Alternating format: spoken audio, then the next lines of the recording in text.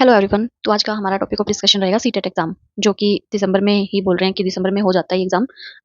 तो आपका एस्टेट का एग्जाम भी दिसंबर में ही है और सीटेट का एग्जाम भी अगर होगा तो भी दिसंबर में होगा, कि मिनिमम तो हम मान के चल सकते हैं ना कि ये दोनों दिसंबर में है। मैक्सिमम का तो कुछ नहीं पता अभी कहाँ तक जा सकता है। जैसे पिछली बार मिनिमम दिसंबर में था लेकिन वो जुलाई में हुआ। तो हम तो अपनी तैयारी दिसंबर के अकॉर्डिंग लेके चलेंगे कि दिसंबर में है ये एग्जाम। और सीटेट का आपको पता है, ये पेपर वन में 5 सब्जेक्ट ये आ रहे हैं और पेपर टू में 5। इसमें बस ईवीएस का और साइंस का डिफरेंस है कि पेपर वन में ईवीएस आ रही है और पेपर टू में साइंस आ रही है। तो मेन तो इसमें सीडीपी है। हर किसी में ही सीडीपी है, एस्टेट है, सीटेट है, या जो ईएमआरएस का भी जिन्होंने भी भर रखा है। तो इन सबके लिए ये है कि सीडीपी की तो आपका है ही, मस्ट है कि सीडीपी तो आपने अपनी अच्छी करनी है, बेस्ट करनी है। क्योंकि मैंने तो उस टाइम स्टार्टिंग में ही की थी, मैंने 2023 में सीटेट का एग्जाम दिया था और फर्स्ट टाइम ही दिया था। उससे पहले दिसंबर में जैसे एस्टेट का हुआ था और उसके बाद जनवरी में ये हुआ था सीटेट का एग्जाम। तो मैंने तो पहली बार ही सीटेट सीडीपी पढ़ी थी और उसमें मेरे पेपर वन में तो 30 में से 30 मार्क्स ही आए थे इसमें सीडीपी में। इसमें 26 या 27 ऐसे कुछ थे। लेकिन सीडीपी ये मैं पहले भी अपनी वीडियो में बता चुकी हूँ भाई, अपनी सीडीपी तो ऐसी कर लो कि आप चाहे कोई भी एग्जाम दे रहे हो, चाहे आप उसके बाद रीट का दो या एस्टेट का दो या आप ईएमआरएस का दो, कोई भी ऐसा एग्जाम दो, आपको ना दोबारा मतलब अपनी सीडीपी को देख के ऐसे ना लगे कि हाँ इसमें तो हमने ये पॉइंट छोड़ रखा है, ये हमने किया नहीं है। तो उसमें चाहे आपको 10 दिन लगे चाहे 20 दिन लगे, क्योंकि अब ये वीडियो बन रही है तो पहले से तैयारी तो शुरू कर रखी है। कईयों का तो ऐसा होगा जिनका 50 या 60% सिलेबस कवर हो भी चुका होगा।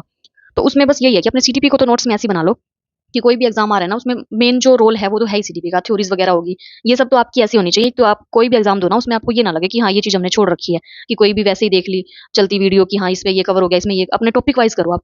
मैंने तो उस टाइम पे ये सचिन सर हैं जो जो भी सीटेट का एग्जाम दे रहे हैं, वो तो सचिन सर या हिमांशी मैम जो पढ़ाते हैं, इन दोनों से तो कर ही रहे होंगे तैयारी। तो मैंने तो उस टाइम पे इनसे की थी, सचिन सर से। और जो इसमें पेडागोजी आती है 15-15 मार्क्स की, ये मैंने हिमांशी मैम से की थी पेडागोजी। और इसके भी मैंने नोट्स बना के रखे थे अपने, क्योंकि मेरे को ये था, ये पता था मेरे को कि आगे जो भी टीचिंग एग्जाम आएंगे ना उनमें ये चीजें तो काम आनी है। तो और उसके बाद बात मैथ की रही, मैथ तो मैं पहले ही बता चुकी हूँ भाई, मेरा तो उस टाइम पे जीरो था बिल्कुल। मैथ तो मैं इन दोनों में छोड़ के गई थी। हाँ इसमें थोड़ा बेसिक आता है तो ये तो है ही, कॉमन सेंस है, कोई भी बेसिक जो मैथ आ रहा है डिसेंडिंग असेंडिंग में ये पूछ लिया। इसमें मेरे 20-21 नंबर फिर भी बन गए थे, इसमें तो बिल्कुल ही कम थे। तो अगर आपके पास टाइम है और आपका मैथ ठीक है तो उसको आप अपने अकॉर्डिंग टाइम देके थोड़ा और कर लोगे, इसमें मैथ का लेवल ठीक आता है, आप आराम से कर लोगे। इसमें ये है कि आपको 5th से लेके 8 तक, 6 से लेके 8 तक पढ़नी पड़ेगी। और ईवीएस की भी मैंने सचिन सर की ही वीडियोस थी वो देखी थी, ईवीएस के लिए भी ये भी मैंने यहीं से कवर किया था। क्योंकि उस टाइम पे ये था ना कि बीएड वालों का वो चल रहा था, पता नहीं अलाउ करेंगे या नहीं। तो मैंने अपना पेपर फर्स्ट दिया था। और सेकंड में साइंस के लिए ये आपको 6 से लेके 8 तक अपनी बुक्स पढ़नी है, एनसीईआरटी। ये तो आपको बेसिक तो एक बार करना ही करना है। फिर आप चाहे एस्टेट में जाओ चाहे किसी भी एग्जाम में जाओ, साइंस तो 6 से लेके 8 तक काम आएगी आपकी। वो चाहे आप किसी वीडियो से देखो, वरना बेस्ट है कि अपनी एनसीईआरटी पढ़ो। इतना कुछ है भी नहीं उसमें कि बहुत ज्यादा मुश्किल दे रखा है, आपको समझ नहीं आएगा एनसीईआरटी। 9th-10th पे हो सकती है कि आपको वीडियोस देखनी पड़े, लेकिन 6 से लेके 8 तक तो आप आराम से एनसीईआरटी से कर सकते हो अपनी साइंस कवर। और उसके बाद दूसरी बात ये है कि जैसे इंग्लिश हिंदी है, इंग्लिश हिंदी भी अगर आप ये सोच रहे हो कि इंग्लिश है हिंदी है दोनों हम किसी वीडियो से देख लेते हैं एक टॉपिक करके, तो कुछ तो ऐसे सब्जेक्ट अपने रखो कि सारे चीजें थोड़े ना यूट्यूब पे कि हाँ ये भी यूट्यूब से करेंगे। इनके लिए तो आप बुक्स प्रेफर कर सकते हो। जैसे इंग्लिश के लिए नीतू मैम की बुक है, काफी अच्छी है, चाहे आप उससे कोई भी मतलब बिल्कुल डिटेल में है, बेसिक भी है उसमें, एडवांस भी है, एरर्स वाले क्वेश्चन भी है। तो कुछ तो ऐसी चीजें होनी चाहिए ना जो आप बुक्स के थ्रू करो कि हाँ इसके लिए हम बुक्स पढ़ लेंगे। क्योंकि इनमें तो इतनी ज्यादा चीजें नहीं आती कि आपको उसके लिए ये देखना पड़े कि हाँ ये टॉपिक हमें समझना, कुछ ना समझ आए, जैसे कुछ संधि वाला टॉपिक हो गया, इसके लिए देख ली कुछ ट्रिक वगैरह आपने देख ली वो ठीक है। लेकिन कुछ तो ऐसी चीजें होनी चाहिए जिसके लिए आप बुक प्रेफर करो कि हाँ ये चीजें हम बुक में से कर लेंगे। तो ये सारे आपके सीटेट के पेपर जो भी हैं ये आपके यहाँ से कवर हो जाएंगे। और उसके बाद जैसे किसी ने ना कमेंट्स में पूछ रखा था टारगेट्स के बारे में, जैसे एस्टेट के हैं।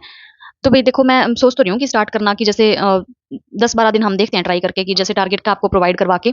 और टारगेट आपने ऐसे नहीं बनाने, अगर आप खुद से भी बना रहे हो ना तो ऐसे नहीं है कि वीक का पहले ही बना के रख दिया कि हाँ ये इस वीक में करना है। अपना टारगेट डेली का बनाओ, डेली रूटीन बेस पे बनाओ अपने टारगेट की, हाँ आज सीडीपी में ये चीज करनी है, हिंदी इंग्लिश में ये चीज करनी है, और अपना जो आप सब्जेक्ट कर रहे हो साइंस में उसमें ये चीज करनी है। ऐसे नहीं है कि पहले ही महीने का बना के रख दिया या पहले ही वीक का बना के रख दिया, उसके अकॉर्डिंग आप अपने स्टार्ट करो। और नोट्स फिर जो भी हैं, जैसे किसी ने कमेंट में ही पूछा हुआ था कि जो मैम के प्रीति मैम के नोट्स ले रखे हैं जिन्होंने, कि उसमें से हो जाएगा क्या कवर। तो मैंने तो ले ही रखे हैं, मैंने पहले भी अपनी वीडियो में दिखाया भी हुआ कि मैंने नोट्स ले रखे हैं। लेकिन मैंने ना उस टाइम पे एस्टेट का तो मेरे को ये था कि मैं कर लूंगी बुक्स में से, लेकिन डीएसएसबी का भी एग्जाम था तो मेरे को ये था कि उसमें अच्छा लेवल पूछते हैं और थोड़ा मेरा ना ठीक हो जाएगा साइंस का, क्योंकि बायो तो मेरी ठीक थी। बायो तो मैंने +1 +2 तक कर रखी थी, लेकिन बात केमिस्ट्री और फिजिक्स की थी, इसलिए मैंने नोट्स लिए थे। और मैम के नोट्स अच्छे हैं, आराम से हो सकता है। उसमें एस्टेट का तो काफी है कि एस्टेट में तो जो भी आता है ना वो फिजिक्स का थोड़ा सा है, न्यूमेरिकल वाला पोर्शन है वो नहीं था मैम के नोट्स में इंक्लूडेड। लेकिन केमिस्ट्री का सारा सही था, बिल्कुल उसी में से आया हुआ था, उसमें ऐसा कोई वो नहीं था। और एस्टेट पीजीटी बायो का भी कोई पूछ रहा था तो उसके लिए ना मैं एक सेपरेट वीडियो बना दूंगी एस्टेट पीजीटी बायो, क्योंकि इतना बड़ा नहीं है उसमें, तो जो जो करना है आपने और जो नहीं करना उसके लिए एक अलग से बना देंगे वीडियो। और जो मेन इसका है पीवाईक्यूज, क्योंकि पीवाईक्यूज तो होते ही हैं भाई, चाहे आप बुक ले लो उसके लिए, चाहे आप टेक्स्ट बुक से लगा लो। लेकिन जैसे हर वीडियो में मैं कहती हूँ या हर जो भी पेपर आप दे रहे हो उसके लिए पहले अपना सिलेबस करो। ऐसे नहीं है कि आज से किसी ने कह दिया कि हिंदी इंग्लिश के लिए ना, हिंदी इंग्लिश तो आपकी पीवाईक्यू से ही हो जाएगी बेशक से, लेकिन अभी टाइम दे रहे हो, जब आपका सिलेबस चल रहा है तो महीना तो इसको दो, 30 दिन तो दो।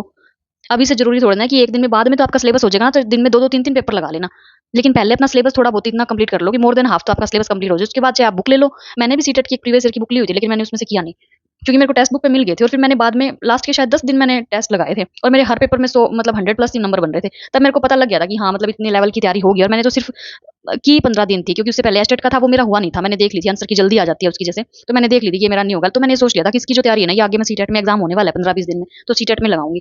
तो आप इन दोनों को तो आराम से, क्योंकि ऐसा भी नहीं है कि बहुत ज्यादा डिफरेंस है कोई सब्जेक्ट का, किसमें अलग आ रहा है इसमें अलग आ रहा है, लगभग सारे सेम से सब्जेक्ट है। ऐसा भी नहीं है क्योंकि आपको अलग से चीजें उठानी पड़ेंगी, 10-12 सब्जेक्ट इकट्ठे हो गए तो सारा आप दोनों को आराम से इजीली इनको मैनेज कर सकते हो दोनों पोर्शन।